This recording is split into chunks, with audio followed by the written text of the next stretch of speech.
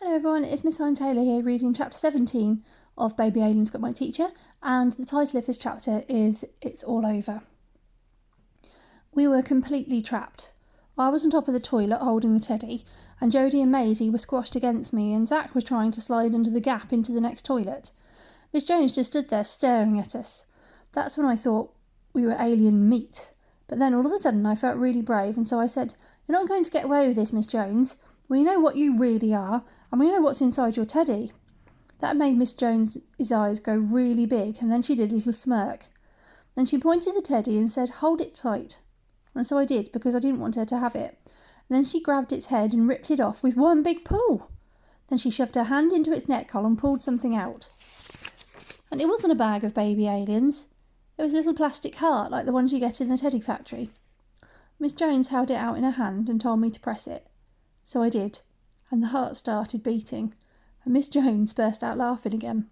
But then Zach said, "What's that?" and pointed to something that was poking out of the teddy's neck ribbon, and I looked and saw a little piece of folded up paper. And then Miss Jones pulled it out and looked at it, and then she fainted.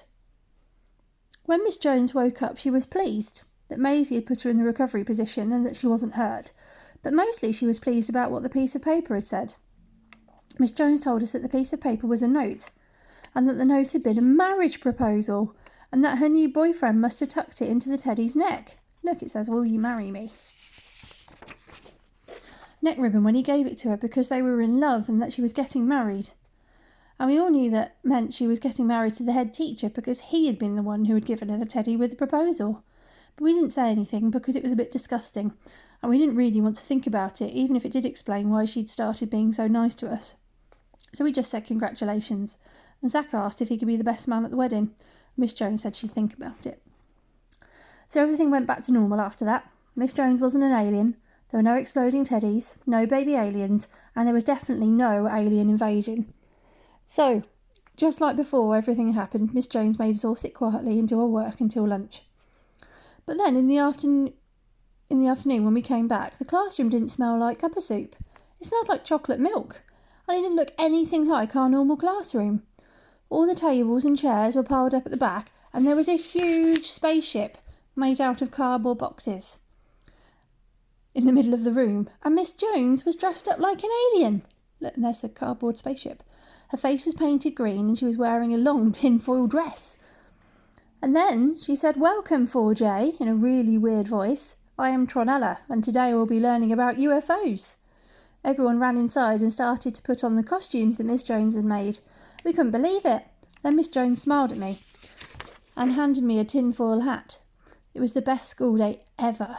I learned loads of stuff about aliens, like that UFO means unidentified flying object, and that some people believe that aliens landed in a place called Roswell in America in 1947. But then Maisie turned to me, and she had a weird look on her face, and I thought she was going to be sick because she'd had 4 alien milkshakes already. And then she said, "Miss Jones does seem to know an awful lot about aliens, doesn't she?" And we all looked at Miss Jones, and she winked at us, and that's when Maisie fainted again. And look, there's Izzy and a fainted Maisie.